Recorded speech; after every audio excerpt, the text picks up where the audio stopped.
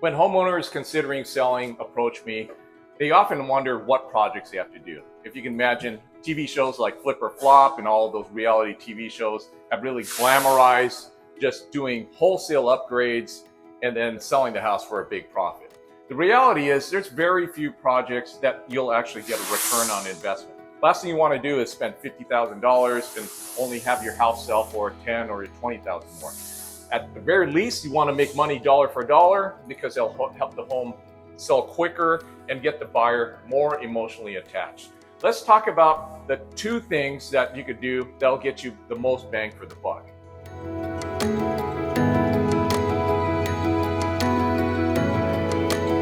The first one is paint. Keep in mind we came out of an era where there were a lot of dark, bold colors, and now they're becoming and feeling very dated and very taste specific.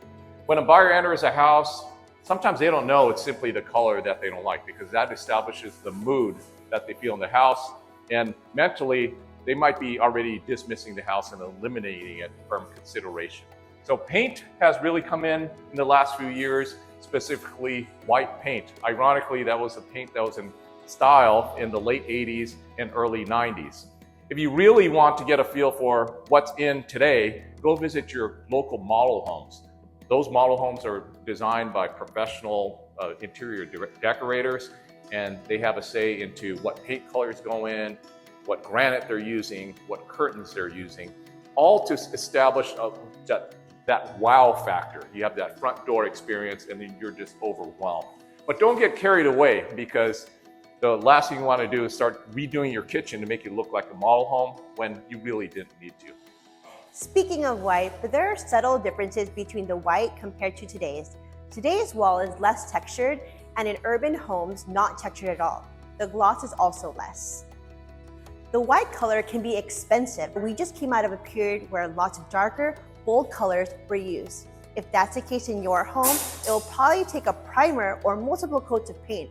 That can double the cost of the paint job, and before you know it, a professional painter can quote over $10,000 if you're doing the entire interior. You can save money by doing it yourself, of course, or getting help from friends and family.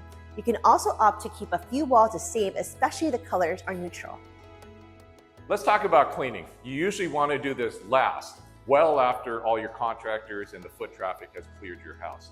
Last thing you want to do is have people still come through and you have to clean twice. You could either do it yourself or you could hire a professional. If you plan on moving out before selling, you'll want to check with your agent first, because usually they'll want a few items to remain. If you're like most sellers and will be living in the home during the sale, a good rule of thumb is to remove half the furniture that you have right now. This will make the room feel larger and more open. When cleaning, you want to pay special attention to countertops, shower stalls, and even baseboards. Just a word of caution that on stained grout, stained tubs, or any stubborn dirt that requires any extra elbow grease, cleaning crews aren't usually up to the task. A cleaning crew usually wants to spend 2 to 3 hours with 2 to 3 workers, and their comfort zone is exactly that. There you have it. 2 low-cost, no-brainer improvements that you can make to your home. You might be asking, what about home staging? Yes, staging helps and it's a great investment, but it isn't for everyone.